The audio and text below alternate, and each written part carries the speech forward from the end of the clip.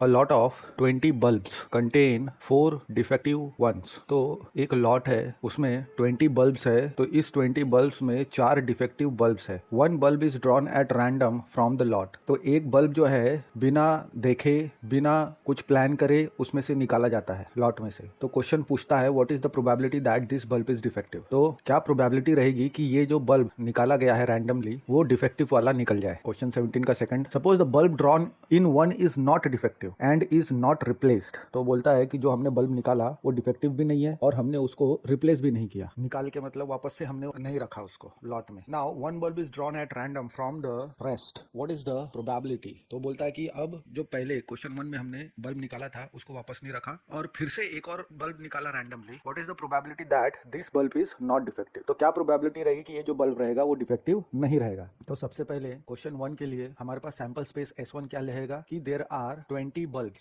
Bulb 1 bulb 2 so on so up to 20 bulb है, 20 bulb है हमारे पास। अब n ऑफ S1 क्या हो जाएगा 20। तो हम बोलेंगे let E1 denote the event that the bulb drawn is defective. तो हम मान के चलते हैं कि E1 इज अ इवेंट जिसमें हमने जो बल्ब निकाला है वो डिफेक्टिव निकल जाएगा। तो उसके लिए पॉसिबल आउटकम्स क्या है E1 के, कितने डिफेक्टिव बल्ब है 4 ही है। तो defective bulb 1 comma defective bulb 2 comma so and so defective bulb 4। तो यही पॉसिबिलिटी है। देयरफॉर n ऑफ E1 हमको क्या मिलेगा 4। Therefore probability that the bulb drawn is defective हमको P of E1 is equal to n of E1 upon n of S ये मिल जाएगा। तो n ऑफ E1 क्या है 4 and total number of bulb कितने हैं 20। तो 4/20 यानी 1/5 हमको प्रोबेबिलिटी मिल जाएगी। Therefore the probability that the bulb drawn is defective कितना हो गया प्रोबेबिलिटी 1/5। अब सेकंड के लिए, अब ये जो बल्ब हमने निकाला डिफेक्टिव वाला इसको हमने वापस डाला नहीं उसमें लॉट में, तो अभी जो टोटल नंबर ऑफ बल्ब है वो कितने बच गए लॉट के अंदर 19।